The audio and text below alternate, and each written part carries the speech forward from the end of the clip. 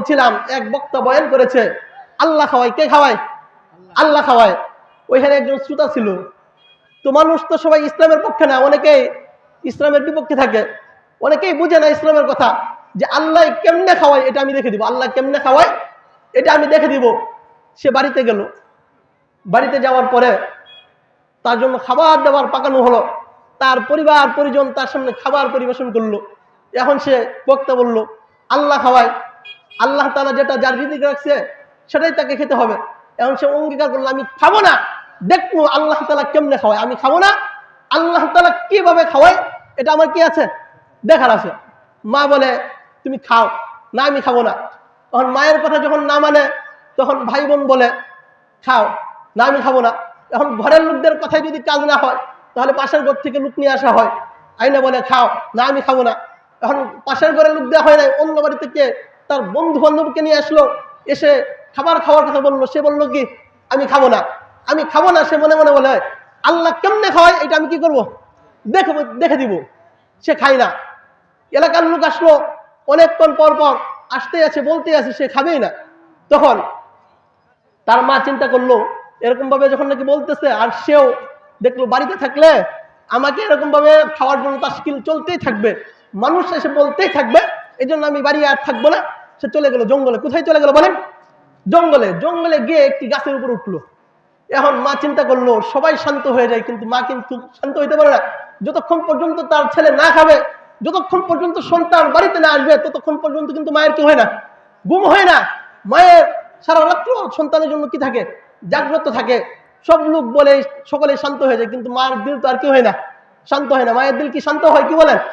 যতক্ষণ পর্যন্ত সন্তান না খাবে ততক্ষণ পর্যন্ত মায়ের দিল কি হতে পারে না, শান্ত হতে পারে না। তাই তখন মা চিন্তা করলো ছেলেটা বাড়িতে খায় না, মানুষের সামনে হয়তো খাবে না, এই জন্য জঙ্গলে গিয়েছে। সেখানে গাছের নিচে সুন্দরভাবে বিরিয়ানি পাকাইয়া রাইখে আসলো। এখন ওই যে গভীর জঙ্গল, সে রাস্তা দিয়ে মানুষ চলাচল করে না। আগের যুগে সেখানে ডাকাত চলাচল করত, ডাকাত তো সাধারণ রাস্তা দিয়ে আসে না। এখন ডাকাতের দল যখন নাকি যাচ্ছে, যাওয়ার পথে তাদের কানে বিরিয়ানির ঘ্রাণ আসলো। তখন তারা চিন্তা করলো এরকম ভাবে গভীর জঙ্গলের ভিতরে বিরিয়ানির ঘ্রাণ কোথায় থেকে আসলো। তারা খুঁজতে শুরু করলো। খুঁজতে খুঁজতে এক পর্যায়ে দেখলো একটি গাছের নিচে একবারে বেশি পরিমাণে বিরিয়ানি পাকানো। এখন বেশি কেন পাকাইলো? যেহেতু সন্তান অনেকদিন পর্যন্ত খাবার খায় না, এই জন্য মা একটু পরিমাণ বেশি দিল। অল্প খাইলে পেট ভরে, এখানে কয়েকজনের পরিমাণ দিল। তখন ডাকাতরা চিন্তা করলো এই যে এই জঙ্গলের মধ্যে বিরিয়ানি, উদ্দেশ্যেও আমাদেরকে হত্যা করা, হয়তো এর মধ্যে বিষ মাখানো আছে, মিশানো আছে, আমরা এটি খাই যেন মৃত্যুবরণ করি। এই জন্যই মূলত বিরিয়ানিটা কি করা হয়েছে, রাখা হয়েছে। এখন দেখলো আশপাশ এই শত্রুতামি তাদের সাথে কে করেছে, এটা বাহির করার জন্য তারা এদিক সেদিক খুঁজতে লাগলো। খুঁজতে খুঁজতে তারা দেখলো এক লোক গাছের উপরে বসা। কোথায় বসা বলেন? গাছের উপরে বসা। এখন ডাকাতের দল বলে নিচে আসো খাও। সে বলে না খাবো না। সে কি বলে বলেন? না আমি কি করবো না, খাবো না। এরকম তাকে বারবার বলা হচ্ছে আর খাচ্ছে না। যখন নাকি ওই লোক নামছে না, তখন ডাকাতের দলের সন্দেহ বাড়লো না কমলো? সন্দেহ কি বাড়েছে না কমেছে বলেন?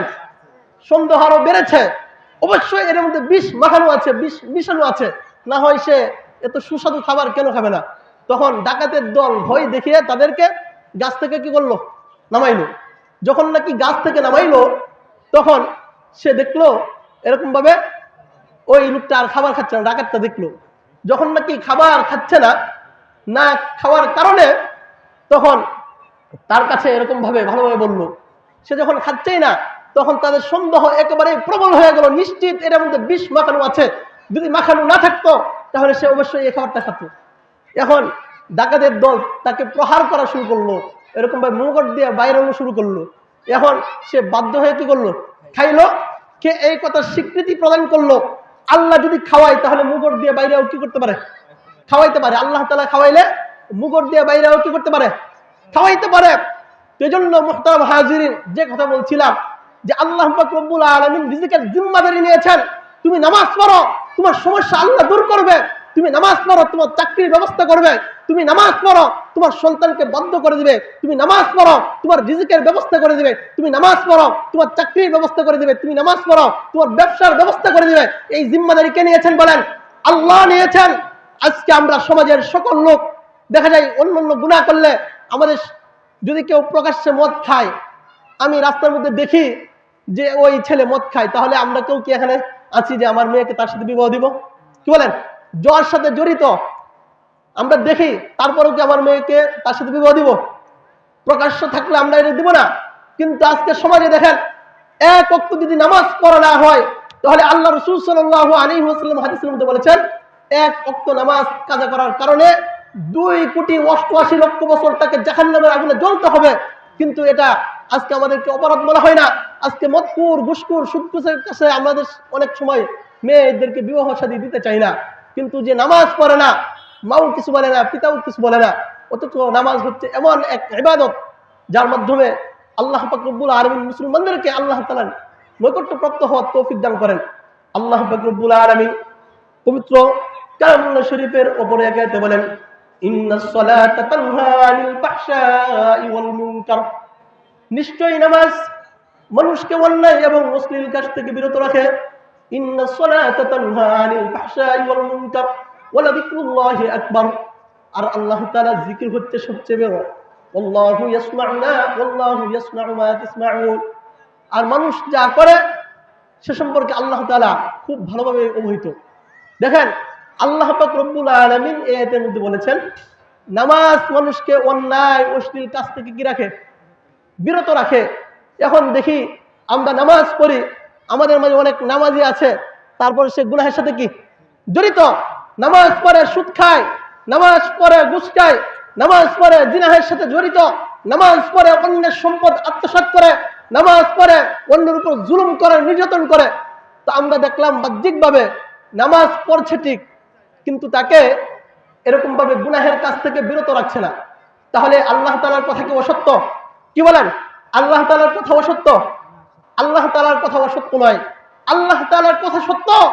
কিন্তু যেরকম ভাবে নামাজ পড়া দরকার সেরকম ভাবে আমি নামাজ পড়তে পারছি না। দেখেন, এক লোককে এক হুজুর জিজ্ঞাসা করলো, তুমি তো মুসলমান, উজুতে কয়টা ফরজ বলো তো? উজুতে কয়টা ফরজ এটা বলো। এখন সে চিন্তা করলো, কম বলে লাভ কি? বললো কয়টা? বলে 17টা। কয়টা বললো? উজুতে 17 ফরজ। কয় ফরজের কথা বলেছে? 17 ফরজ। তখন হুজুর তাকে জিজ্ঞেস করলো, আচ্ছা বলো দেখি। সে বললো, চোখ দেওয়া, কান দেওয়া, হাত দেওয়া, নাক দেওয়া, হাত দেওয়া, এরকম ভাবে পা ধোয়া, মাথা দেওয়া, এরকম বলতে বলতে বলেছে 19টা। কয়টা বলেছে? 19টা। এখন 19টা বলার পরে হুজুর জিজ্ঞেস করলো, ওই মেয়া, তুমি আমাকে জিজ্ঞেস যখন নাকি তোমাকে করলাম, বললা 17টা, এখন বললা আবার 19টা। তখন ওই ব্যক্তি বলে, হুজুর আমি কিন্তু আরো জানি, হুজুর আমি কিন্তু আরো জানি, আপনার হয়ে কইতেছি না, হুজুরদের হয়ে বলি না। দেখেন কেমন নামাজি। আমরা নামাজ পড়ি, কিন্তু আল্লাহু আকবার শব্দের অর্থ যদি এখন জিজ্ঞাসা করা হয়, অনেক মানুষ বলতে পারবে না। কি বলেন? বলতে পারবো? অনেক মানুষ বলতে পারবে না। নামাজ পড়া জীবনের শুরু থেকে মৃত্যু পর্যন্ত, কিন্তু সুবহান রাব্বিয়াল আলা অর্থ কি সেটা জানে না। নামাজ পড়া জীবন থেকে মৃত্যু পর্যন্ত সুবহান রাব্বিয়াল আযীম সেটা জানে না। নামাজ পড়ে কিন্তু এরকম ভাবে নামাজের ইলম তার কাছে নাই। তাহলে যদি আমাদের উযুই না হয়, তাহলে কি নামাজ হবে? কি বলেন? এক লোক এরকম ভাবে আপনার নামাজ পড়তে দাঁড়াইল, আল্লাহু আকবার বলে, তাকবীরে তাহরিমা বলে, সূরা ফাতিহা বলল, এরপরে রুকু করলো, সিজদা করলো, এরপরে এরকম ভাবে পুরা নামাজ পূর্ণ করলো। যখন নাকি সে সালাম ফিরাইলো, সালাম ফিরানোর পর তাকে জিজ্ঞেস করা হলো, ভাই তুমি যে নামাজ পড়েছ, তুমি কি উযু করেছিলে? এখন সে বলল, ভাই আমি তো নামাজ পড়েছি, কিন্তু কি করি নাই? উযু করি নাই। বলেন তার কি নামাজ কবুল হবে? তার নামাজ কবুল হবে? তাহলে ভুল একটি করেছে, কিন্তু একটি ভুলের কারণে তার পুরো নামাজে কি হয়েছে? বাতিল হয়েছে। উযুর যে 4টি ফরজ, উযুর ফরজ কয়টি বলেন? 4টি। যদি 4টি ফরজের মধ্যে একটু কমতি থাকে, যদি যে সমস্ত অঙ্গ ধৌত করা ফরজ চুল পরিমাণ জায়গা খালি থাকে, তাহলে উযুই হবে না। আর যখন নাকি উযু হবে না, তখন কি নামাজ হবে? তখন কি নামাজ হবে? তখন নামাজ হবে না। যাই হোক, যে কথা বলছি, ইন্নাস সালাতা তানহা আনিল ফাহশাই ওয়াল মুনকার, নিশ্চয় নামাজ মানুষকে অন্যায় এবং অশ্লীল কাজ থেকে বিরত রাখে। অন্যায় এবং অশ্লীল কাজ কি? ফাহশা। মুফাসসিরে কেরাম বলেন, ফাহশা, ফাহশা মানে হচ্ছে এমন অন্যায় যেগুলা সবাই জানে, এগুলো হচ্ছে কি? অন্যায় সেগুলোকে ফাহশা বলে, আর মুনকার যেগুলো হাদিস দ্বারা। তো মুহতারাম হাজিরিন, আমরা কিন্তু আশেপাশে ওরকম অনেকেই ঘোরাফেরা করছি। আসলে এটা জান্নাতের মজলিস। এমনও হতে পারে আজকে আমি এই মজলিসে বসার কারণে আল্লাহ পাক রব্বুল আলামিন যখন আমরা এখান থেকে উঠব, জিন্দেগীর সকল গুনাহকে ক্ষমা করে দিবেন। তো এই জন্য বাহিরে আমরা যারা ঘোরাফেরা করছি, মেহরবানি করে আমরা সামিয়ানের নিচে চলে আসি, প্যান্ডেলের নিচে চলে আসি। যাই হোক, যে কথা বলছিলাম, নামাজ অন্যায় এবং অশ্লীল কাজ থেকে বিরত রাখে। দেখেন, নামাজ যে মানুষ পড়ে ওই নামাজ কত প্রকার? 5 প্রকার। নামাজ কত প্রকার বলেন? 5 প্রকার। নামাজও 5 প্রকার, নামাজিও 5 প্রকার। ইনশাআল্লাহ এটা ব্যাখ্যা করব। তো এই নামাজ মানুষকে অন্যায় এবং অশ্লীল কাজ থেকে বিরত রাখে। কখন? যখন নাকি নামাজটা নামাজের মতো হবে। আর আল্লাহ পাক রব্বুল আলামিন কুরআনে কারীমে বলেছেন, ওয়া আকিমুস সালাত ওয়া আতাবুজ যাকাত। তোমরা নামাজ কায়েম করো। তোমরা কি করো? নামাজ কায়েম করো। আল্লাহ তাআলা নামাজ কায়েম করতে বলেছেন। আমরা সকলে এদিকে মনোযোগী হই। আল্লাহ তাআলা কি করতে বলেছেন? নামাজ কায়েম করো। একটু দৃষ্টান্ত দেয়, তাহলে আমাদের সামনে বিষয়টা সুস্পষ্ট হবে। নামাজ কায়েম করো এর মানে হচ্ছে নামাজ প্রতিষ্ঠা করো। নামাজ কি করো? প্রতিষ্ঠা করো। আজকে আমাদের সমাজে কাপড় পরিধান করা এটা প্রতিষ্ঠিত। কাপড় পরিধান করা কি বলে? প্রতিষ্ঠিত। আজকে কাপড় পরিধান করা প্রতিষ্ঠিত বিদায় ছোট থেকে বড় সকলে, বৃদ্ধা যুবক সবাই কি করে? কাপড় পরিধান করে। একটা ছোট বাচ্চাকে এখন যদি বলা হয় তুমি কাপড় খুলে ফেলো, তাহলে কেউ কাপড় খুলবে? 5 বছরের বাচ্চাও কাপড়টা কি করবে না? খুলবে না। এটা অন্যায় সে মনে করবে। কাপড় খুলতে কি হবে না? প্রস্তুত হবে না। এই কাপড় পরিধান করা প্রতিষ্ঠিত বিদায় আজকের এই মাহফিলে যদি একজন উলঙ্গ ব্যক্তি এসে বক্তৃতা দিতে চায়, তাহলে কি দেওয়া হবে? কি বলেন? দেওয়া হবে? যদি এরকম ভাবে মসজিদে নামাজ পড়াইতে যায় কোনো উলঙ্গ ব্যক্তি, তাকে নামাজ পড়ার অনুমতি প্রদান করা হবে? যদি উলঙ্গ ব্যক্তি চাকরির জন্য লাইনে দাঁড়ায়, তাহলে কি তাকে চাকরি প্রদান করা হবে? চাকরি প্রদান করা হবে না। কারণ কাপড় পরাটা আমাদের সমাজে প্রতিষ্ঠিত। তো প্রতিষ্ঠিত হওয়ার কারণে উলঙ্গ ব্যক্তি কোথাও যেতে পারে না, কোথাও সে বয়ান করতে পারবে না, কোনো মজলিসে সে আগমন করতে পারবে না। ঠিক তদ্রূপ যদি আজকে আমাদের বাংলার জমিনে নামাজ কায়েম থাকতো, তাহলে যারা নাকি বেনামাজি তারা এরকম ভাবে চেয়ারম্যান, মেম্বার, এমপি, মন্ত্রী হইতে পারতো। কি বলেন? যদি নামাজ কায়েম থাকতো কাপড় পরিধান করার মতো, তাহলে আমরা উলঙ্গ ব্যক্তিকে যেমন পরিহার করি, ঠিক তদ্রূপ বেনামাজি ব্যক্তি যদি চেয়ারম্যান হইতে দাঁড়াইতো, আমরা তাকে ভোট দিতাম না। ভোট দিতাম? কি বলেন? কথা বলেন না কেন? ভোট দিতাম। এই বেনামাজি ব্যক্তি যদি এরকম ভাবে মন্ত্রী হওয়ার জন্য দাঁড়ায়, তাহলে আমরা ভোট দিতাম না। এই বেনামাজি যদি নামাজটা প্রতিষ্ঠিত থাকতো, যদি সরকারি চাকরির জন্য যাইতো, সরকারি চাকরি তো দূরের কথা, সেখানে অফিস জারুদারও হইতে পারতো না যদি নামাজ কায়েম থাকতো। দেখেন, নামাজ আমাদেরকে কি শিখায়? নামাজ আমাদেরকে ইমাম নির্বাচন করা শিখায়। কি শিখায় বলেন? ইমাম নির্বাচন করা শিখায়। একটা বড় মসজিদের যদি ইমাম নির্ধারণ করা হয়, তাহলে তার পা থেকে শুরু করে মাথা পর্যন্ত দেখা হয়। এমনকি তার দাড়িগুলো লম্বা আছে কিনা, সে মুছ কাটে কিনা, তার পোশাক পরিচ্ছদ ঠিক আছে কিনা, তার বউ পদ্মায় থাকে কিনা, এটা দেখা হয় কিনা, সে তার চলাফেরা, তার কথাবার্তা দেখা হয় একবারে। এমনকি তার মাথা থেকে শুরু করে পা পর্যন্ত মাইক্রোস্কোপ যন্ত্র দিয়ে পরীক্ষা করা হয়। দেখেন, একটা মসজিদে কয়শো মুসল্লি হয়? বড় মসজিদ হলে 400, 500, আরো বড় হলে 1000, আরো বড় হলে 2000, 5000, এরকমই তো। কিন্তু দেখেন, একজন এমপি এবং মন্ত্রী তারা নির্বাচন হয় 3 থেকে 3.5 লক্ষ লোকের জন্য একজন এমপিকে নির্বাচন করা হয়। এরকম ভাবে একজন মন্ত্রীকে 3 থেকে 4 লক্ষ লোকের জন্য নির্বাচন করা হয়। কিন্তু তখন দেখা হয় না সে নামাজি কিনা, সে সুদখোর কিনা, সে ঘুষখোর কিনা, সে জিনাহের সাথে জড়িত কিনা, সে অন্য সম্পদ আত্মসাৎ করে কিনা, সেটা দেখা হয় না।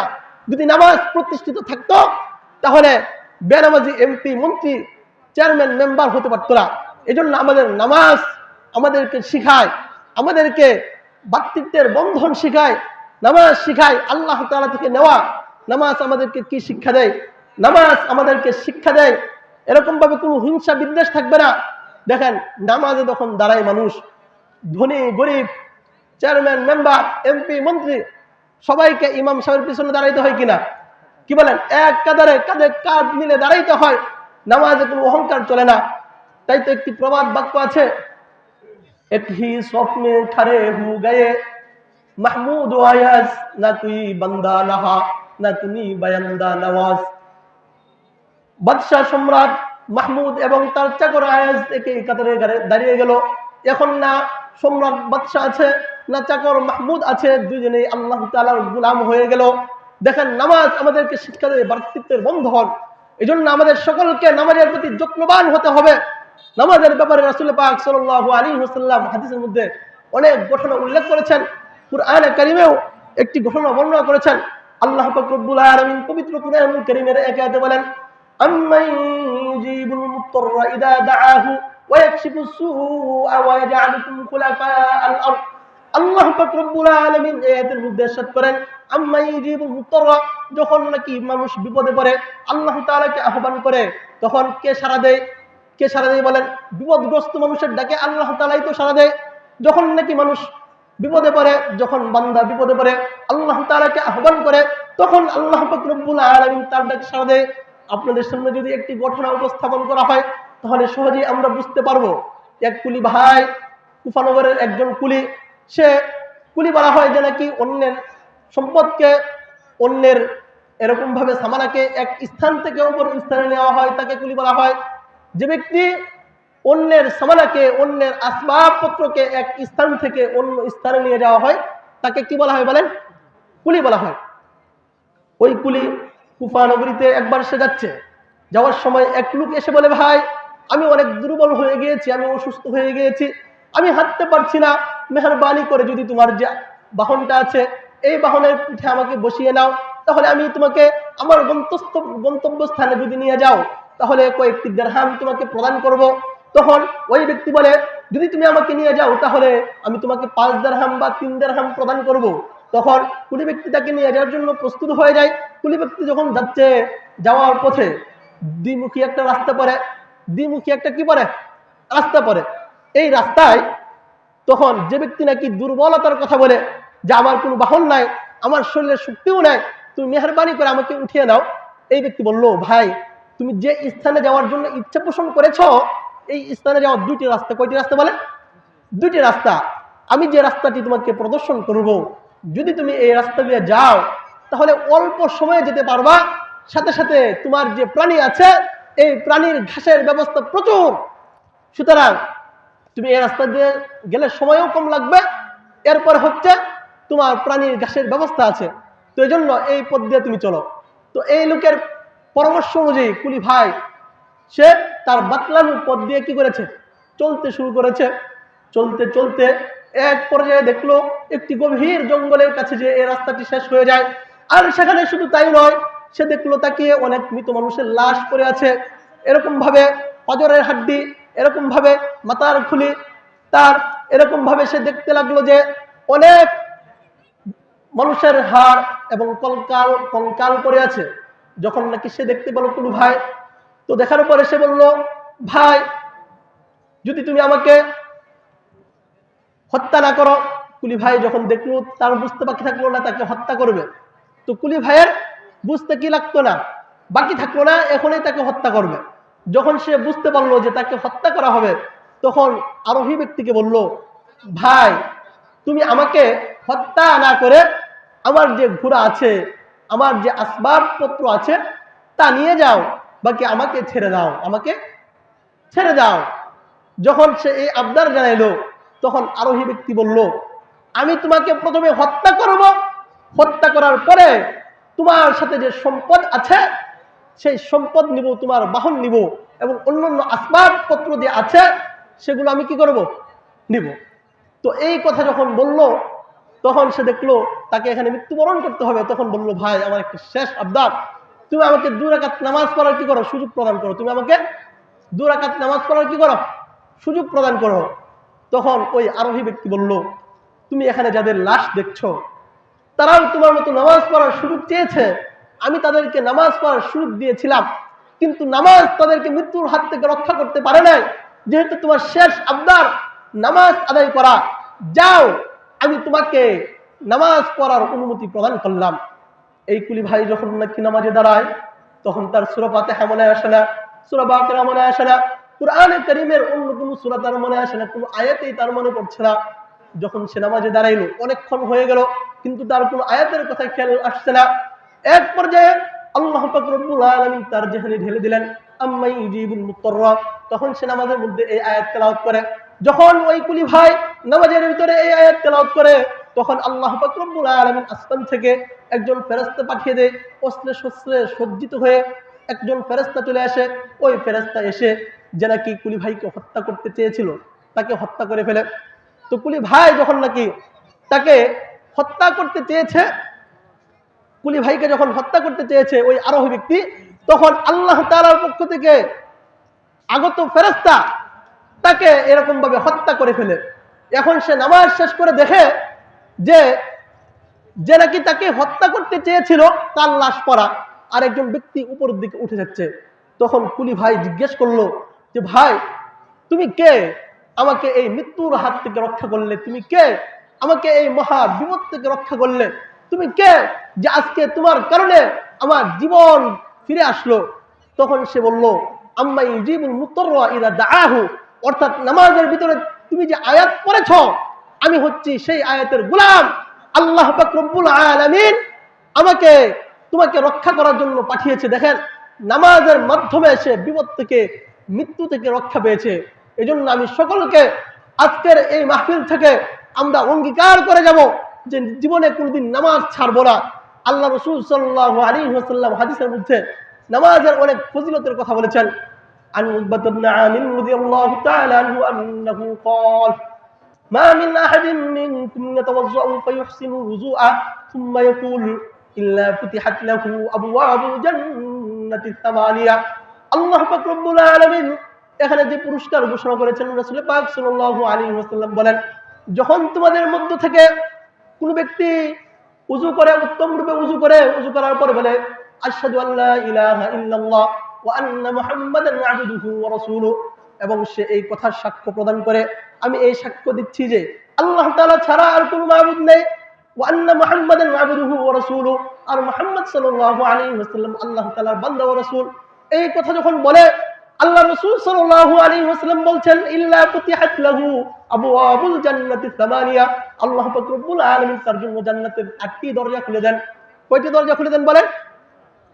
8টি দরজা খুলে দেন। অতঃপর রাসূল পাক সাল্লাল্লাহু আলাইহি ওয়াসাল্লাম বলেন ইয়াদখুলু মিন আইহা শাআ, সে যেই দরজা দিয়ে ইচ্ছা প্রবেশ করতে পারে।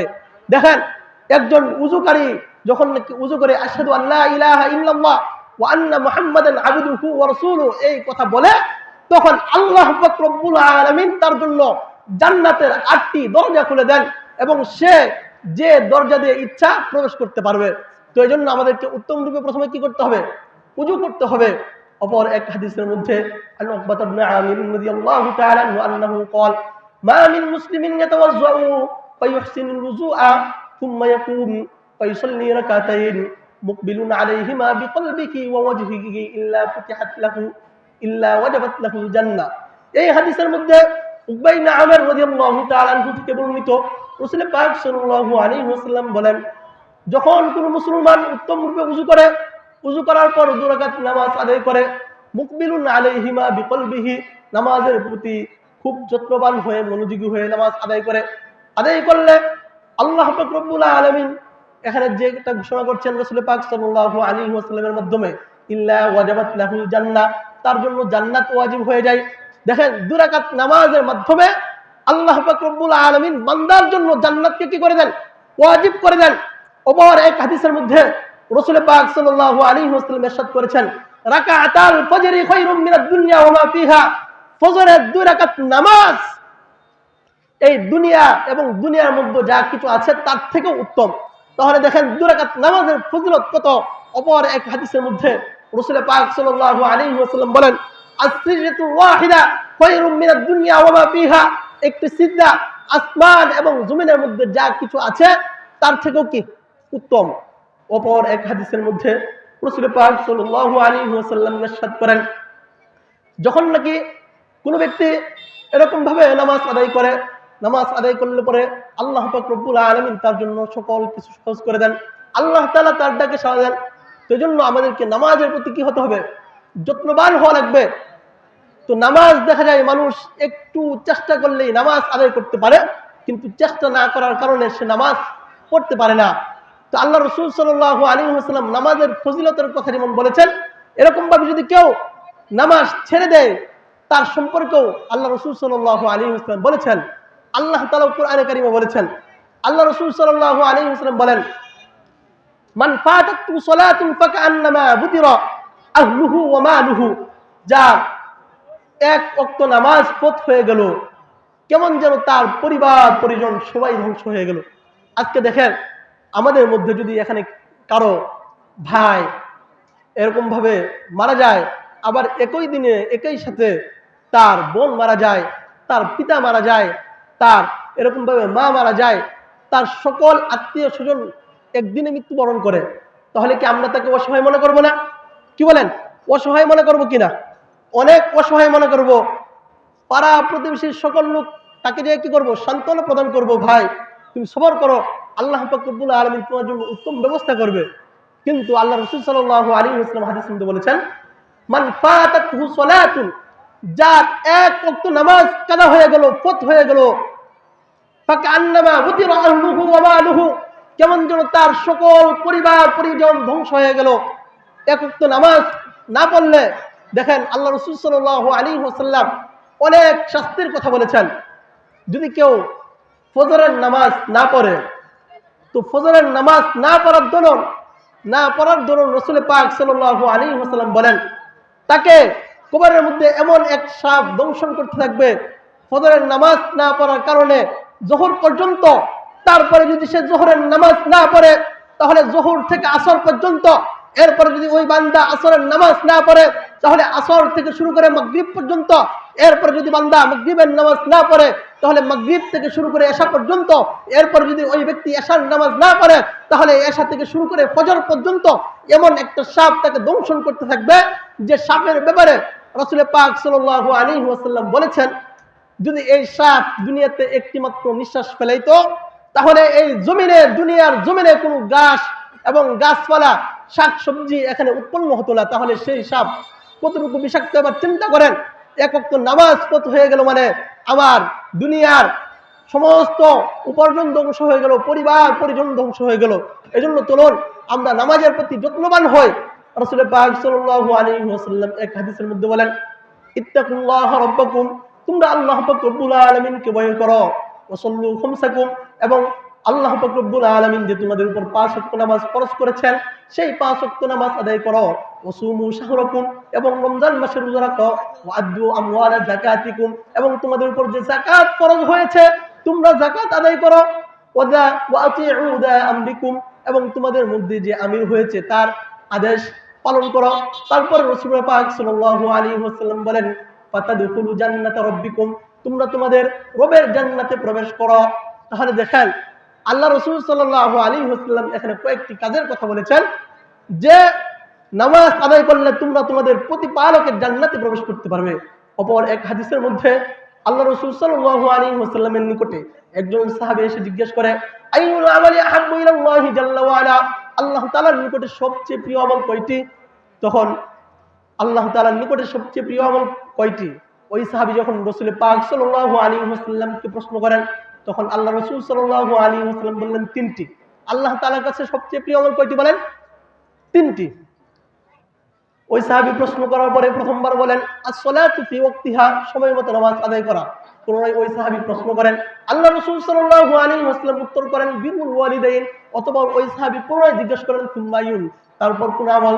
তখন রাসূল পাক সাল্লাল্লাহু আলাইহি ওয়াসাল্লাম বলেন আল জিহাদু ফি সাবিলিল্লাহ, আল্লাহর রাস্তায় জিহাদ করা।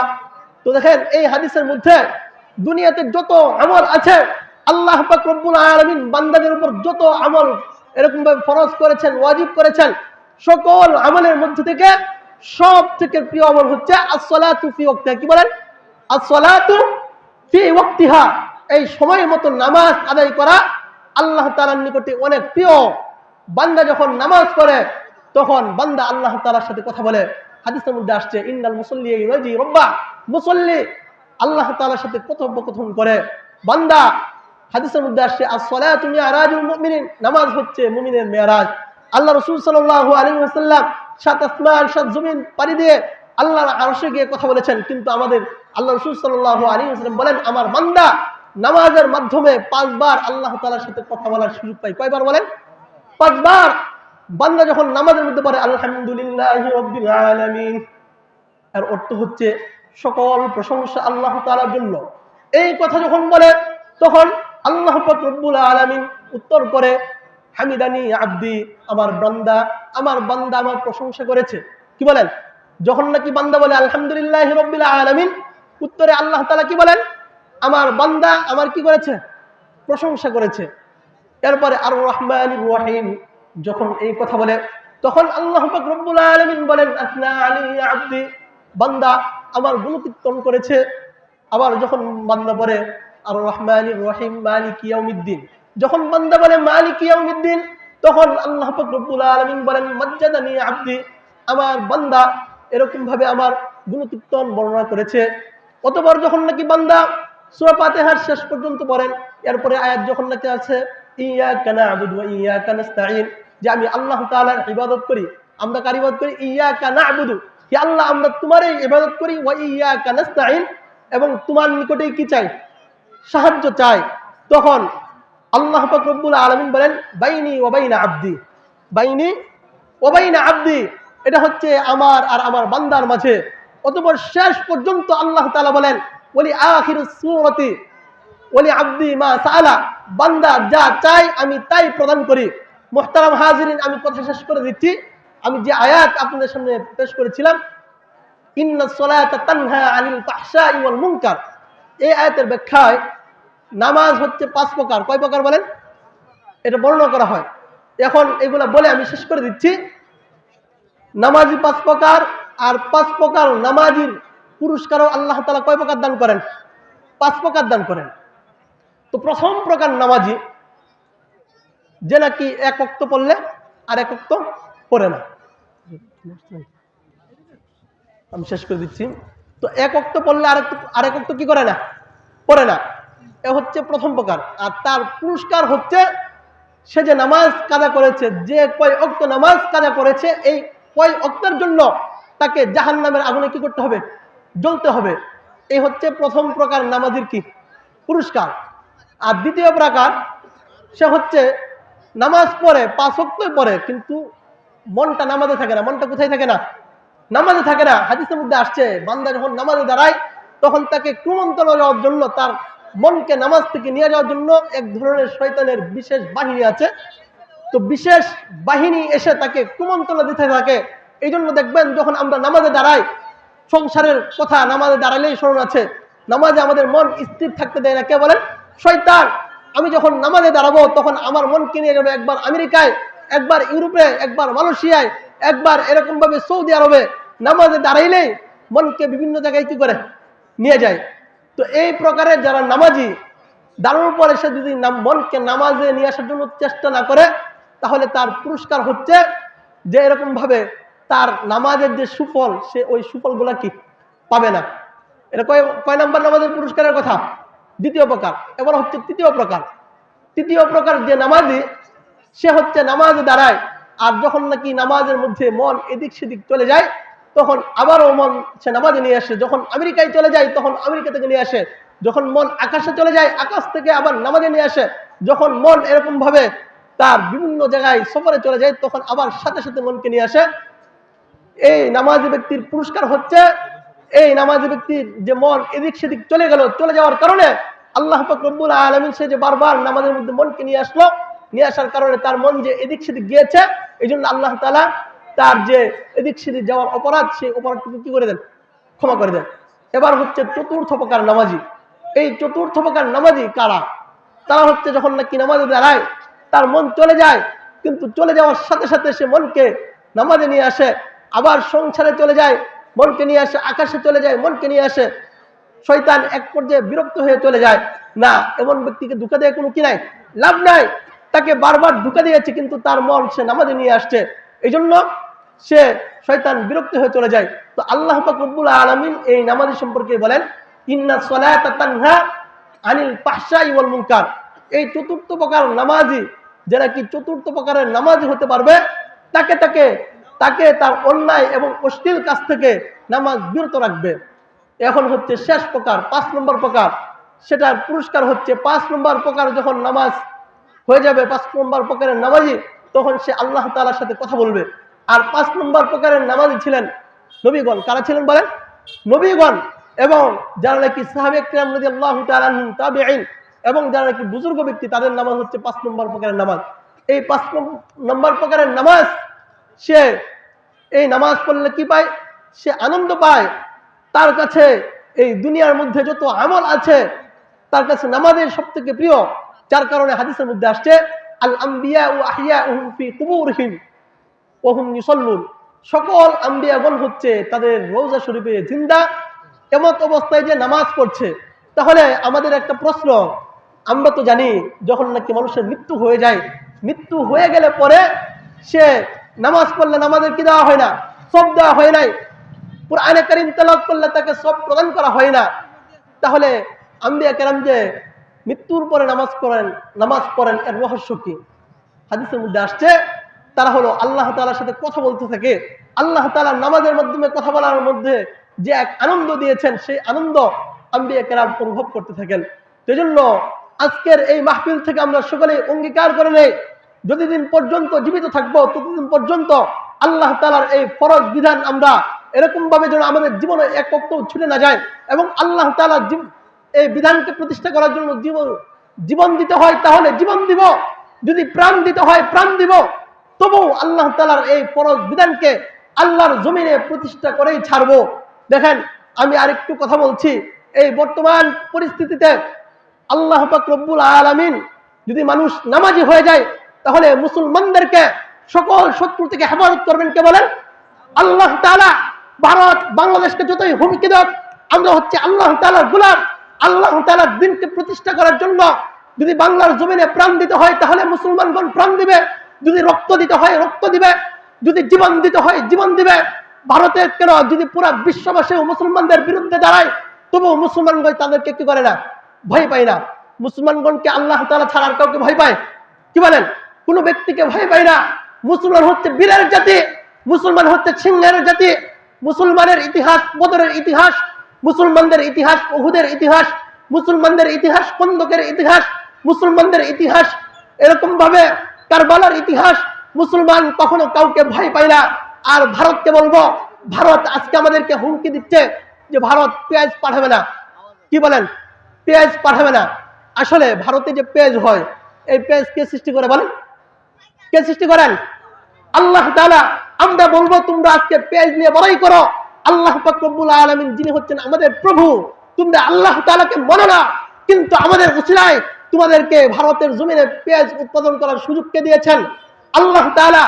তারা আলু উৎপন্ন করে এর সুযোগ কে দিয়েছেন? আল্লাহ তাআলা।